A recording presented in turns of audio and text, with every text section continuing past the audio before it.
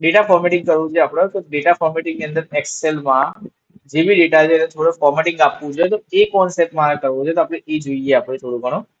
ભાઈ અહીંયા મેં એક એક્સેલ ફાઇલ આપણે જે શરૂઆતમાં માર્કશીટ બનાવી હતી એ જ પાછી ઓપન કરું છું. બરાબર, માય ડેટા કઈ બનાવી હતી બહુ પહેલા, એ બી શાયદ પડી જશે. તેમાં પણ આપણે એ બધું બનાવીશું, જે ટાઇટલ વાઇટલ सब આ લીધું. મારે એની અંદર એવું કરું છું કે મારે વચ્ચે સબ્જેક્ટ લાવવા છે, કઈ બી લાવવું છે, તો અહીંયા એક કામ કરું છું, આજે પડી છે એ જ બતાવું છે એમાં. તો અહીંયા જો જેમ ફોર એક્ઝામ્પલમાં આ ડેટા છે, આ ડેટા રીતે પડે છે, બરાબર. અને એ ડેટા મેં સિલેક્ટ કરી છે આમાંથી, આટલેથી સિલેક્ટ કરીને એ ગમે તે કોલમ પર તમે ક્લિક કરશો તો એ ગોઠવાઈ જાય, મતલબ બધી કોલમ એક્ઝેસ થઈ જશે. સેકન્ડ, મારે આના ઉપર એક કોલમ લેવી છે, કંટ્રોલ પ્લસ કરો એટલે ઉપર એક કોલમ એડ થઈ જશે. મારે એ લખવું છે સ્ટુડન્ટ્સ ડિટેલ્સ. ફોર્મેટિંગ ખાલી બતાવું છું, બેઝિક કોન્સેપ્ટ, એકદમ બેઝિક કોન્સેપ્ટ છે, પણ મારે એ બતાવવું છે કે ભાઈ એની ખબર પડી જાય તમને ફોર્મેટિંગ કોને કહેવાય છે. તો એ કંટ્રોલ દબાવો, સોરી કંટ્રોલ દબાઈને એન્ડમાં જતું રહ્યું હતું. ઓકે, શિફ્ટ દબાવો અને લેફ્ટ એરો દબાવો. જો કંટ્રોલ શિફ્ટ દબાવશો તો શિફ્ટ બધી ઓલ કોલમ સિલેક્ટ થઈ જશે. આપણે બધી નથી કરી. શિફ્ટ દબાવો, એરો દબાવો, રાઈટ એરો, એક એક કોલમ સિલેક્ટ થાય ક્યાં સુધીમાં પર્સન્ટેજ સુધીની કોલમ સિલેક્ટ કરી છે. સિલેક્ટ કરી અને મેં અહીંયાથી મર્જ એન્ડ સેન્ટર કરું છું. મર્જ એન્ડ સેન્ટર કરશો તો બધી કોલમો ભેગી થઈ ગયા. હવે મારા અહીં અંદર મિડલ પર કરી દઉં છું, ફોન્ટ સાઇઝ મોટી કરી દઉં છું, બોલ્ડ કરી દઉં છું, તમારે જે કરવું એ કરી શકો છો. પર્ટિક્યુલર એક બોક્સનું મેં બેકગ્રાઉન્ડ કલર આપ્યો છે, તમારે પણ પર્ટિક્યુલર એક બોક્સનો બેકગ્રાઉન્ડ કલર આપી શકો છો. રેડી, અને એ જ રીતે અહીંયા ટાસ્કનો પણ બેકગ્રાઉન્ડ કલર આપી શકો છો. ચલો, એ જ રીતે તમારા આ ટાઇટલ છે, એ ટાઇટલના પણ બેકગ્રાઉન્ડ કલર આપી શકો છો, પણ એને અલગ અલગ આપવું એના જગ્યાએ આપણે પહેલાથી શીખ્યા હતા કે ભાઈ આનું પણ ફોર્મેટિંગ કરી શકો છો, ફોર્મેટ એઝ અ ટેબલ કરી.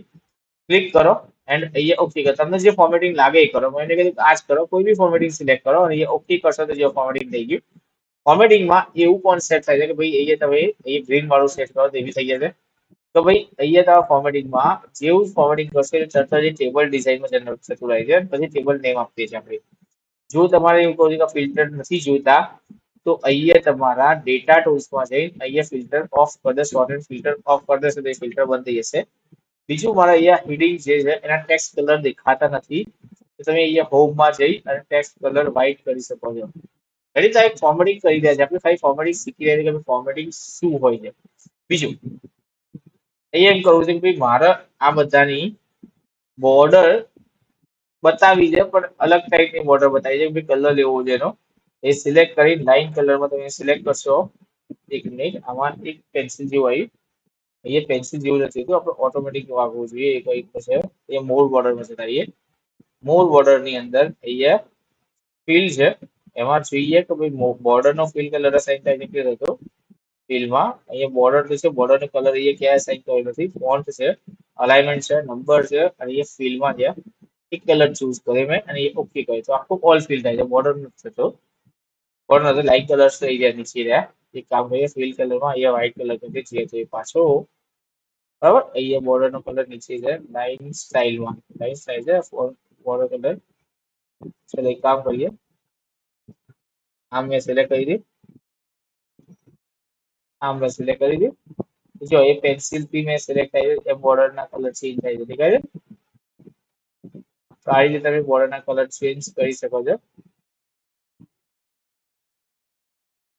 ઓકે, તો આ રીતે તમે બોર્ડર્સ ના કલર ચેન્જ કરી શકો છો, પણ આ રીતે એકદમ ઇઝી વેમાં હોવું જોઈએ. આ નોર્મલ વે નથી, બરાબર. પ્રોપર્ટીઝ હોવી જોઈએ એની ટાઈપની. ચલો એક ફોર્મેટિંગ કરીએ નોર્મલી. એ જે અલાઇનમેન્ટ છે, તો ભાઈ અમુક વાર કેવું થાય છે કે મેલ ફિમેલમાં આમ સિલેક્ટ કરેલું હોય ખરું તો ભાઈ હા મારે આ વસ્તુમાં લેફ્ટ છે, રાઈટ છે, સેન્ટર જે કરવું હોય તો કરી શકાય છે. બરાબર, એ જે વર્ટિકલમાં છે, ટોપ છે, મિડલ છે, બોટમ છે, એ બી કરી શકાય છે. રેડી, બેઝિક બેઝિક કોન્સેપ્ટ બતાવું એટલે ફોર્મેટિંગ ના કે શું થઈ ગયું છે. ચલો આ તો કરી, જોડી જોડી આપણે સેલના સ્ટાઇલ પણ બદલી શકીએ છીએ. એ સિલેક્ટ કરો, સેલના સ્ટાઇલ બાજુ બતાવો છે, તમારે કઈ ટાઈપનો સેલ જોઈએ છે એ ટાઈપ તમે સ્ટાઇલ સિલેક્ટ કરી શકો છો. એ જ રીતે અહીંયા કન્ડિશનલ ફોર્મેટિંગ આપણે જોઈ ચૂક્યા છીએ. અહીંયા નવો કોઈ કોલમ મૂકવી છે, ફોર એક્ઝામ્પલ નવી રો એડ કરવી છે, એ લાસ્ટમાં ક્લિક કર્યું કોઈ બી જગ્યાએ અને ઇન્સર્ટમાં ગયા, રો બિલો કરશો, નવી રો એડ થઈ જાય નીચે અને એ ડિલીટ કરી દેશે કે ડિલીટ સિલેક્ટ શીટ રો, તો એ ડિલીટ થઈ જશે શીટની રો. એડ ડિલીટ અને ફોર્મેટિંગ છે, ફોર્મેટિંગમાં પણ અહીંયા અલગ અલગ ફોર્મ છે. રોની હાઈટ વધારવી છે તો ઓછી કરવી છે તો તમે અહીંયાથી રોની હાઈટ વધારી ઓછી કરી શકો છો. કોલમની વિડ્થ વધારી ઓછી કરી શકો છો. બરાબર. અહીંયા આ પ્રોટેક્શન લેવલ છે કે ભાઈ લોક કરવું ના કરવું એ બધું આપણે અલગથી શીખવી. અત્યારે કઈ નોર્મલી આ ફોર્મેટિંગ છે. હવે જો ફોર્મેટિંગ તમારે જોઈતું જ નથી તો સિલેક્ટ કરી લઈએ તમે ફોર્મેટિંગ રિલીઝ કરી દેવા ક્લિયર ઓલ કરશો બધું ડેટા રિલીઝ થઈ જશે. ઓનલી ફોર્મેટિંગ ક્લિયર કરવું છે તો એ ક્લિયર ફોર્મેટ કરશો તો એ ઓલ ફોર્મેટિંગ જતી રહેશે. રેડી? ઓકે. અને ક્લિયર કન્ટેન્ટ કરશો તો ક્લિયર કન્ટેન્ટ જતી રહેશે અંદરથી ફોર્મેટિંગ એની બરાબર. તો અહીંયા બધું જ તમે કહી શકો છો ક્લિયર ઓલ કરશો બધા ડેટા ગાયબ થઈ જશે. બેસિક ફોર્મેટિંગ છે. બીજું એક ફોર્મેટિંગ ની અંદર છે કે ભાઈ મારા જોડે ઘણા બધા ડેટા છે. ફોર એક્ઝામ્પલ અહીંયા હું ટેબ દબાવતો જોઉં છું ફૂલ ડેટા થઈ જશે. ઘણા બધા ડેટા છે. તો આપણે સીટ પડી હોય જેમાં સીટ ઓપન કરી હતી મેં આ ભાઈને મેં જે ટાસ્ક આપ્યો હતો તમને એ સીટ ઓપન કરી હતી મેં. ફોર એક્ઝામ્પલ અસાઇનમેન્ટ હતું એ મેં ઓપન કરું છું. જો સ્ક્રોલ કરીને જોવા જઉં છું પણ આ શું છે ખબર નથી પડતી. તો ભાઈ આ ડોર ક્લોઝિંગ છે, આ એન્ટ્રી છે, આ શું છે ખબર નથી પડતી કારણ કે મારું હીડર ઉપર જતું રહે છે. બરાબર. જ્યારે જ્યારે હું નવું એક્સેલ શીખ્યું ત્યારે હું આ રીતે કરવું પડતું હતું. અહીંયા વાળી ગઈ માણસ ઉપર સેલ જોવા આવવું પડતું હતું. વાળી ગઈ સેલ જોવા. હવે તમારા પાસે લાખો ડેટા હોય તો વાળી ગઈ થોડું ઉપર સેલ જોવા જવાય. તો એના માટે ફ્રીઝ કોલમ કરવું પડશે. તો અહીંયા મેં આ સિલેક્ટ કરી હતી. અહીંયા મેં વ્યૂમાં ગયો અને અહીંયા ફ્રીઝ પેન છે ટોપ રો ટોપ ફર્સ્ટ કોલમ એ છે તો કે ભાઈ ટોપ રો ફ્રીઝ થઈ જવી જોઈએ. તો જો આવું ગમે તેટલું સ્ક્રોલ કરે ને તો મારી ટોપ રો ફ્રીઝ થઈ ગઈ. એટલે મને ખબર પડે છે કે અહીંયાથી કે ભાઈ હા આ ડોર ક્લોઝિંગ છે, આ ટાઈમ ઓફ ડિપાર્ટમેન્ટ છે યા આ છે એ ખબર પડે છે મને. તો મેઇન છે ફ્રીઝ પેન ખબર પડવી જોઈએ કે જ્યાં તમે કામ કરી શકો છો. રેડી? આ એક બેઝિક કોન્સેપ્ટ છે કે ભાઈ ફોર્મેટિંગ કઈ રીતે થાય છે. ફોર્મેટિંગ કલર આપવું, બોર્ડર આપવું, ફીડિંગ આલી, ફોન્ટ કલર આપવું આ બધું આપવું. બરાબર. એ બેઝિક કોન્સેપ્ટ છે. સેકન્ડ છે શીટ્સ સાથે કામ કઈ રીતે કરવું છે. શીટ્સ મતલબ અહીંયા તમે જે પ્લસ કરો છો ત્યારે અહીંયા નવી નવી શીટ જનરેટ થાય છે. બરાબર. અને F11 દબાવો છો. સોરી F11 નહીં Shift F11 દબાવો તો બી નવી શીટ જનરેટ થાય છે. એ શીટનું નામ બદલવું છે. ડબલ ક્લિક કરીને તમે નામ બદલી શકો છો યા રાઈટ ક્લિક કરીને પણ રીનેમ કરી શકો છો. બરાબર. અને આ શીટને હાઈડ કરવી છે તો રાઈટ ક્લિક કરીને હાઈડ કરશો તો જો અહીંયા ડેટાની શીટ હાઈડ થઈ જશે અને આખો ડેટા ગાયબ થઈ જશે. તો હા ઉડી નથી પડી જશે. રાઈટ ક્લિક કરીને અનહાઈડ કરશો તો અહીંયા અનહાઈડ કરેલી ડેટા શીટ બતાવશે કે ભાઈ આને અનહાઈડ કરી લો. બીજું અહીંયા તમે શીટ બનાવી કરી દેજો કેટલી બધી શીટ બની જશે અને કેટલું સ્ક્રોલ કરવું પડશે વારે ઘડી. એ મારે વારે ઘડી આવું કરવું પડશે પણ મારે એવું કરવું છે કે ડાયરેક્ટ જ લાસ્ટ સીટમાં પહોંચવું છે. તો ભાઈ 15 નંબરની સીટમાં મારે ડાયરેક્ટ પહોંચવું છે, 14 નંબરની સીટમાં પહોંચવું છે. તો આ એરો સ્ટાર્ટિંગ અને એન્ડિંગ વચ્ચે રાઈટ ક્લિક કરો તો ડાયરેક્ટ તમે સીટ સિલેક્ટ કરી ઓકે કરીને ત્યાં જઈ શકો છો. બરાબર. અને આ રીતે પણ જઈ શકો છો. ચલો એક બીજો ફાયદો છે કે ભાઈ મારે એવું કરવું છે કે આ સ્ટુડન્ટ ડિટેલ જે છે સ્ટુડન્ટ ડિટેલ જે મારે બધામાં લખવું છે.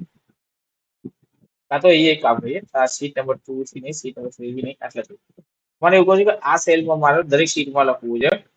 તો મેં શું કર્યું કે ભાઈ શિફ્ટ દબાયો આ સિલેક્ટ કરી સીટ અને નેક્સ્ટ લાસ્ટ સીટમાં જતો રહું છું. શિફ્ટ દબાઈને ક્લિક કરું છું. જો ઓલ સીટ મારી કનેક્ટેડ છે. ઓલ સીટ મારી સિલેક્ટેડ થઈ ગઈ અને અહીંયા મેં લખ્યું જાવા અને એન્ટર કરી તો દરેક સીટમાં જાવા લખાઈ ગઈ. જો દરેક સીટમાં જેવી સિલેક્ટ કરેલી છે સીટ એ દરેક સીટમાં જાવા લખાઈ ગઈ. જો દેખાય છે ને?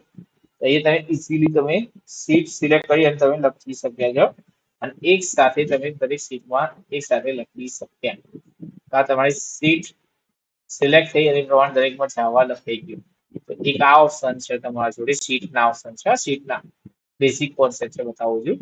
અહીંયા તમે સીટને ડિલીટ કરી શકો છો. ડિલીટ કરી શકો છો તો ડિલીટમાં પૂછે કે તમારો જે ડેટા છે તમે ડિલીટ થઈ જશે. પણ જ્યાં ડેટા નથી ફોર એક્ઝામ્પલ તમે લાસ્ટ સીટમાં બનાવી છે તો ત્યાં જાઓ છો ત્યાં કોઈ ડેટા નથી તો તમે ડાયરેક્ટ ડિલીટ કરશો તો કોઈ ઓપ્શન પૂછશે નહીં. અંદર એકાદે ડેટા હશે તો તમને ડિલીટ કરતા પહેલા પૂછે છે કે are you sure want to delete your data. Yes કરશો તો આખી સીટ ઉડી જાય કારણ કે આમાં કંટ્રોલ ઝેડ થશે નહીં. તમે પાછા ડેટા લઈ શકશો નહીં. તો આ સીટના ઓપ્શન છે કે સીટ્સમાં કામ કઈ રીતે કરો છો. જે બી સીટ પડી છે ફોર એક્ઝામ્પલ અહીંયા સીટ 1 2 છે 3 છે તો 3 ના સિલેક્શન હું પ્લસ કરું તો 3 ની પાછળ જ નવી સીટ આવશે. એટલે ડિપેન્ડ છે તમારું સીટનું કર્સર ક્યાં પડ્યું છે. બરાબર. એ પ્રમાણે નવી સીટ્સ જનરેટ થાય છે. બેસિક સીટ્સ બતાવી કે સીટ્સ કઈ રીતે કામ કરે છે. ઓકે, આ બધું આવડતું હોય પણ એકદમ બેઝિક કોન્સેપ્ટ મારે લેવો હતો, બતાવો તો ભાઈ આવું કંઈક પણ આવે છે તો ખબર હોવી જોઈએ. સીટ્સ કઈ રીતે થાય છે, શોર્ટકટ છે, ભાઈ ઘણી બધી સીટો બની જાય તો ડાયરેક્ટ રાઈટ ક્લિક કરો, રાઈટ ક્લિક કરી તમારે જે સીટ સિલેક્ટ કરો છો સીટમાં ઉભા થઈ જશે તમે. બેઝિક કોન્સેપ્ટ છે જે મેં તમને ખાલી બતાવવાની કોશિશ કરી છે. હવે વાત કરીએ આપણે મેં જે આપણે ટાસ્ક આલે છે એ અસાઇનમેન્ટની. તો ભાઈ અસાઇનમેન્ટમાં તમને એક્ઝેક્ટ નથી મળતું, બરાબર? તો એના માટે મારે અહીંયા શું કરવું છે કે ભાઈ જેમ કે મેં આપણે બતાવેલું કે ભાઈ 4:31 તમારો ડિપાર્ચર ટાઈમ છે, ડોર ક્લોઝર ટાઈમ છે 4:24.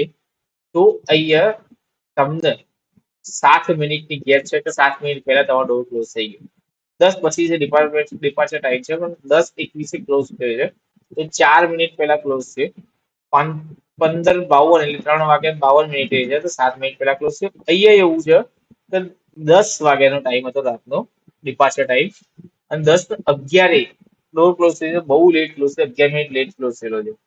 તો મારે એવું કંઈક કરવું છે કે ભાઈ મારે અહીંયા ટાઈમ સાથે કામ કરવું છે. તો મેં શું કીધું તો ભાઈ અહીંયા એવું બતાવવું છે કે ભાઈ અહીંયા મારે એવું બતાવવું છે કે જેનો ટાઈમ અહીંયા 5 મિનિટ કરતા વધારે છે, મતલબ માઇનસ વાળી જ વાત કરીએ, 5 મિનિટ પહેલા બંધ થઈ ગયું છે ડોર, તો એ ઓન ટાઈમ હશે. 5 મિનિટ પછી યા 5 મિનિટ થી વધારે ટાઈમ લીધો છે બંધ થવામાં, તો અહીંયા લેટ બતાવશું.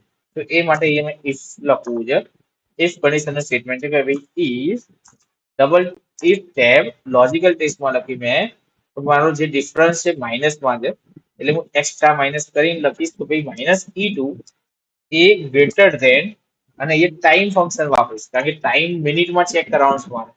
તો ટાઈમમાં 0 કલાકે 5 મિનિટના રોજ સેકન્ડ, આના કરતા E2 ટાઈમ વધારે હોય તો અહીંયા ઓન ટાઈમ આવવો જોઈએ, નહીં તો અહીંયા લેટ આવવું જોઈએ. અને અહીંયા કાઉન્ટ કરું છું, અહીંયા ઓન ટાઈમ અને પછી જે પાછળ જે ગ્રીન બોક્સ બતાવવા જાય જોઈએ તેના પર ડબલ ક્લિક કરશો એટલે બધા આવી જશે. તો જો ઓન ટાઈમ આવી 7 મિનિટ છે એટલે 4 મિનિટ છે તો લેટ આવી ગયું, 7 મિનિટ છે તો ઓન ટાઈમ આવ્યું, 15 મિનિટ છે 16 મિનિટ છે તો ઓન ટાઈમ આવી, 11 મિનિટ છે તો લેટ આવી ગયું, 11 મિનિટ માઇનસમાં તો ઓન ટાઈમ છે, 4 મિનિટ માઇનસ લેટ, લેટ પણ પાસમાં પણ લેટ આવી રહ્યું છે. જ્યારે આપણે લોજિક પાસનું માવર્યું છે તો પણ, તો અહીંયા તમે એમ કરશો કે ગ્રેટર ધેન ઇક્વલ ટુ કરશો તો બી કોઈ ફરક નહીં પડશે. અહીંયા એમ કહે greater than or equal to કરીશ તો આવી જશે. તો એ હું જ્યારે ડબલ ક્લિક કરું છું તો બી આમાં કોઈ ફરક નહીં પડતો. કેમ? કારણ કે કેવું છે ટાઈમના સાથે ગ્રેટર ધેન ઇક્વલ ટુ કોઈ લેવા દેવા નથી. તો તમારે જુગાડ મારવું પડશે કે ભાઈ 4 મિનિટ કરતા વધારેના સેટઅપમાં કરવું પડશે તો કદાચ 5 મિનિટ ઓન ટાઈમ લેશે. જો તો એ 5 મિનિટ ઓન ટાઈમ લીધી એની, બરાબર? 5 મિનિટ ઓન ટાઈમ લીધી તો અહીંયા તમારે on time late, on time late એ જે તમને અહીંયા બતાવી રહ્યું છે. રેડી? એક બેઝિક ઇફ એલ્સ કન્ડિશનનું મેં અસાઇનમેન્ટ કરાયું. ભાઈ આ રીતે તમે કામ કરી શકો છો. હજી ઇફ એલ્સ કન્ડિશનના બહુ બધા અસાઇનમેન્ટ આવશે, બટ બધા ફોર્મ્યુલા સિલેક્ટ થશે પછી અસાઇનમેન્ટ, બધા ફોર્મ્યુલા સમજશે પછી અસાઇનમેન્ટ ચાન્સ થશે.